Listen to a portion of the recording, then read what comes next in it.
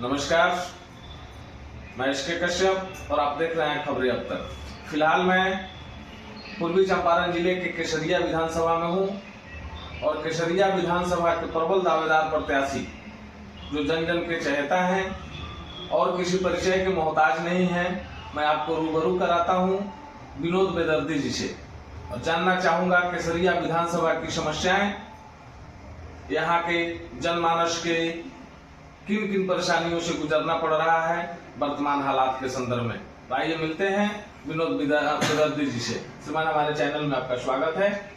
बहुत बहुत दिल से धन्यवाद आपका और आपके चैनल को देखने वाले हर एक श्रोताओं को मेरा कोटि कोटि प्रणाम। केसरिया विधानसभा से दावेदारी की बात आपके उभर करके सामने आई है। मैं जानना चाहूंगा कि आप एक अच्छे सिंगर होकर के पॉलिटिक्स में क्यों आए, क्या कारण है, क्या पॉलिटिक्स में राजनीति का दामन थाम रहे हैं? देखिए, राजनीतिक और कलाकारी जी दोनों पब्लिक के बीच का ही है। जी जिसके पास लोकप्रियता रहती है वो कलाकार रहता है, सक्सेस कलाकार रहता है, और जिसके पास लोकप्रियता रहती है वो अच्छे राजनेता बन सकते हैं। केसरिया विधानसभा से आपकी दावेदारी की बात जो आई है जनमानस से, मैं यह जानना चाहूंगा कि यहाँ किन किन समस्याओं से लोगों को जूझना पड़ रहा है। वर्तमान में केसरिया विधानसभा के क्या हालात है? देखिए, केसरिया विधानसभा में तो समझिए कि समस्या ही समस्या है। सबसे बड़ी तो समस्या है भ्रष्टाचार, जो खुलेआम तौर पे नीचे से लेकर के ऊपर तक बिना पैसा का कोई काम नहीं है। यह तो पूरे बिहार में देखने को मिल रहा है। वर्तमान में लगभग हर दल के लोग जो है किस चीज को बता रहे हैं। आपकी राजनीति क्या स्टैंड है, कैसे आप राजनीति में केसरिया विधानसभा के लोगों के लिए आप क्या अपना रखे हुए हैं कि जनता अगर आपको मौका देती है और केसरिया विधानसभा से आपको प्रतिनिधित्व करने का मौका देती है तो आप जनता को सौगात के रूप में क्या देंगे, क्या आपका मैनिफेस्टो है? सबसे पहले हम केसरिया वासियों के लिए यही बताना चाहेंगे कि जो केसरिया विधानसभा में, वैसे तो पूरे बिहार के लोगों का यही आवाज है, लेकिन केसरिया विधानसभा में जो परचम पे आज है भ्रष्टाचार, उसे विलुप्त किया जाएगा। जिस तरह से छोटे छोटे समस्याओं को लेकर के थानों में लोग उलझ करके रह जाते हैं, उस समस्या का समाधान होगा। केसरिया बौद्ध स्तूप के नाम पे हर बार चुनाव होता है, लेकिन केसरिया बौद्ध स्तूप खंडहर होते जा रहा है, उसका समाधान होगा। बहुत सारी समस्याएं हैं जो लोगों से पूछ करके हर एक वार्ड में हम अभी बैठक कर रहे हैं और वहां के लोगों का समस्या पूछ करके और उसका केसरिया के खास करके मैं किसान भाइयों के लिए, छात्र नौजवानों के लिए और आधी आबादी महिलाओं के लिए मैं यह जानना चाहूँगा कि इन तीन पीढ़ियों के लिए, किसान नौजवान, छात्र नौजवान और महिलाएं, इसके लिए आपका क्या विचार है? किसान जो हमारे समझिए कि इस देश के रीढ़ हैं, सबसे पहले किसान भाइयों के साथ में जिस तरह से आज के समय में यूरिया, डीएपी, अच्छा कोई भी खेती करने वाला यंत्र हो रहा है, उसे आप लोग देख रहे हैं कि सरकार कहती है कि 240 रुपये में यूरिया का बोरा मिलेगा जी, लेकिन जब उसी यूरिया की जरूरत पड़ती है तो 500 रुपये में ब्लैक मिलता है। सरकार कहती है कि 1700 कुछ रुपये में डीएपी मिलेगा, जब जरूरत पड़ता है तो वही यूरिया आपको 3000 रुपये में, 2800 में, 2500 रुपये में मिलता है। तो ये बताना चाहिए कि ठीक है, सरकार भेजती है, सारे पैक्स गोदामों के पास में पहुंचता है, उसका भी फर्टिलाइजर जहाँ जहाँ खुला गया है आईएफसी का वहाँ पे उपलब्ध है, तो कितनी मात्रा में भेजती है कि भाई वहाँ उपलब्ध नहीं होता है और ब्लैक जो बेचता है उसके पास उपलब्ध हो जाता है। ब्लैक कारोबारियों के द्वारा जो है यह काम किया जाता है। केसरिया के किसान खास करके बाढ़ प्रभावित कुछ आपका इलाका है जिससे बाढ़ से लोग त्रस्त रहते हैं, मैं उस पर आपकी निगाह ले जाना चाहूंगा कि कैसे बाढ़ की समस्याओं से निजात दिलाया जाएगा कि आपके केसरिया विधानसभा के किसान समृद्ध और सुदृढ़ होंगे। देखिए, केसरिया विधानसभा में जो तराई क्षेत्र में है, जो नदी, जो हम लोग गंडक नदी है जी, उस क्षेत्र में मैंने बाढ़ की समस्या तो हर बार होती है। इस साल तो बहुत कम बारिश हुआ था तो बाढ़ कम आया था। ये लाजमी है कि जब जब ज्यादा बारिश होता है बाढ़ आता है जी, लेकिन बाढ़ आता है जाता है, लोग डूब रहे हैं, कोई उसको देखने वाला नहीं मिलता है। जाते हैं लोग तिरपाल दे देते हैं, भाई चिवड़ा मीठा बांटने वाले जाकर के बांट देते हैं, लेकिन उनके मुख्य समस्याओं पे नहीं जाते हैं। जो रिंग बांध होना चाहिए आपके ढेकहा से लेकर के, जहाँ ढेकहा पुल है, 70 घाट ढेकहा पुल, वहां से डुमरिया पुल के बीच में रिंग बांध यहाँ से वहां हो जाएगा तो इसके अंदर में आने वाले जितने भी लोग हैं जी, वो तो सबसे पहले बाढ़ से दूर हो जाएंगे। यानी जनता अगर आपको मौका देती है तो बाढ़ से निजात दिलाने के लिए आप रिंग बांध का निर्माण कराएंगे? एकदम से निर्माण करवाएंगे, क्योंकि वो मेरे नजर में है ना जी। मैं कुछ नहीं हूँ अभी जी, केसरिया का जिला पार्षद, बड़ी छोटी पद होती है, 9 पंचायत का नेतृत्व करता हूँ। सबसे बड़ी समस्या लोगों की रहती है कि जो जनप्रतिनिधि जीत जाते हैं 5 साल तक दिखाई नहीं देते हैं। सबसे पहले इसको दूर करना है और हमने किया है। यानी जनता से सीधा संपर्क सीधा अभी हम लोग विधानसभा की तैयारी में लगे हुए हैं। हर एक पंचायत में बैठते हैं, हर एक पंचायत के जितने भी बूथ स्तर पे, जितना भी बूथ है, बूथ स्तर पे बैठक होती है और वहाँ लोगों की काफी भीड़ रहती है। लोगों का बहुत सारा समस्या रहता है। किसी के राशन कार्ड के साथ में खिलवाड़ किया गया है, किसी के बिजली बिल में देख रहा है कि अब 2 बॉल जलाता है 10,000 20,000 का बिल आ जाता है। किसी की वृद्धा पेंशन नहीं है, किसी की विकलांगी पेंशन नहीं है, किसी को आय आवासीय जाति बनवाने में परेशानी है। इतना परेशानी है कि आपको परेशानी जुड़ा दे तो मैंने लिस्ट बन जाएगी।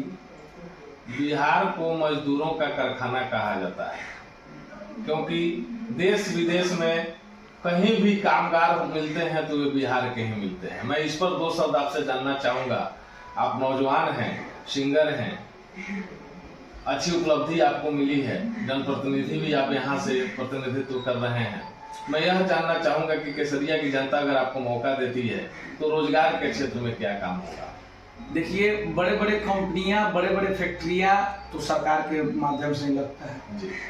ये एक विधायक की बस की बात नहीं होती है। लेकिन मैं भी इस बिहार के बाहर जा करके शो वगैरह करता हूँ। हम लोग को बहुत सारी परेशानियां होती है। हम लोग वहाँ के लोगों से जुड़े हुए हैं, जो हमारे गांव के, चाहे हमारे अगल बगल के लोग जाकर बाहर रहते हैं। अब यह जो राज्य है, सारे राज्यों में देखते हैं कि कंपनियां ही कंपनियां लग रही है। जब कंपनियां कल कारखाने बैठेंगे तो जो वर्कर हमारे बिहार से जाकर के दूसरे जगह काम करते हैं, जब वो सुविधाएं यहाँ हो जाएगी तो नहीं जाएंगे। यानी आपकी पहल इस पर होगी, अगर आपको प्रतिनिधित्व करने का मौका मिलता है तो आप इस क्षेत्र में भी कोई उपाय सोचेंगे यहाँ के रोजगार के लिए? देखिए, नौजवान हैं और नौजवान में एक गायक कलाकार हैं जो कि पूरे बिहार के हर एक जिला के साथ साथ इस देश के लगभग सारे राज्यों में हमने कार्यक्रम किया है और करते भी हैं।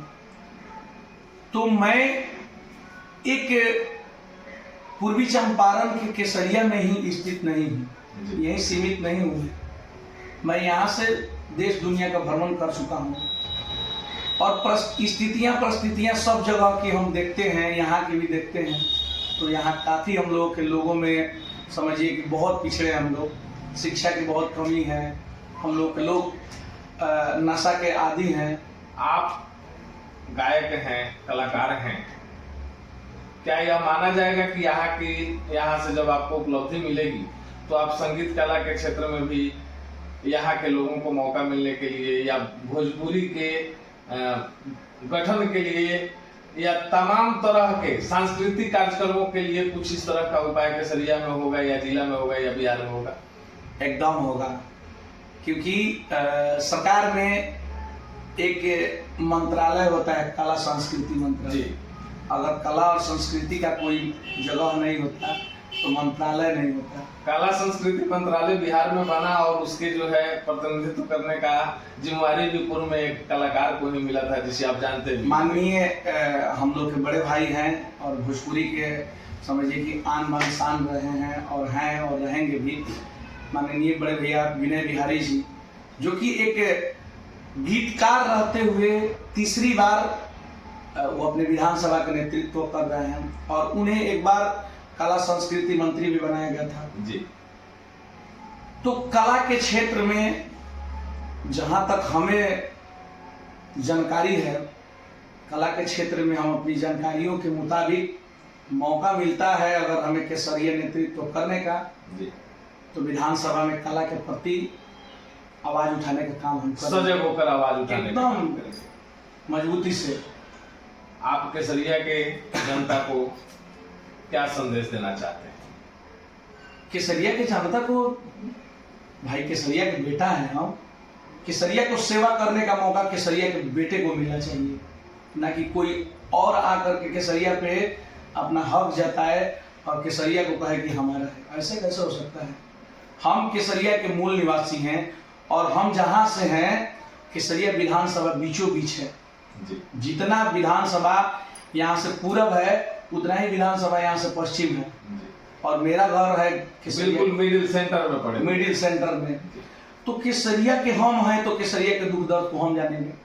मान लीजिए कि लाजमी है ये कि जिस गांव का लोग रहता है उस गांव के गली नली तक भौगोलिक कंडीशन को जानता है, भौगोलिक कंडीशन को बहुत अच्छी तरह से जानता है। जी। तो केसरिया के हम हैं और केसरिया के बेटे को केसरिया का सेवा करने का मौका मिलना चाहिए। आग्रह रहेगा, आप ही लोगों के आशीर्वाद से हम एक गायक बने, आप ही लोग के आशीर्वाद से केसरिया जिला पार्षद संख्या 30 की हमारी वाइफ जिला पार्षद बनी, जो हम लोग सेवा कर ही रहे हैं। आग्रह है कि आने वाले कल में 2025 के विधानसभा चुनाव में जी। आशीर्वाद दीजिए कि केसरिया के बेटा आपका केसरिया का सेवा करे ताकि आपके दुख दर्द को समझे। एक अंतिम सवाल का जवाब जानना चाहूंगा, क्योंकि संशय केसरिया की जनता में बना हुआ है कि आपके चुनाव को लेकर के आप एक वीआईपी पार्टी में हैं और लोगों में यह संशय बना हुआ है, तो क्या पार्टी से टिकट मिलेगा तभी आपकी दावेदारी होगी या ऐसे भी दावेदारी होने की संभावना है? देखिए, अभी हम लोग पार्टी के लिए मेहनत कर रहे हैं जी। कोई काबिल रहता नहीं है, अपने आप को काबिल बनाना पड़ता है। हम लोग तो चांदी के चम्मच लेकर के जन्म नहीं लिए हैं जी। हम काबिल बनेंगे और मेहनत कर रहे हैं और टिकट मिलेगा क्यों नहीं? टिकट के काबिल बनेंगे तब ना टिकट मिलेगा।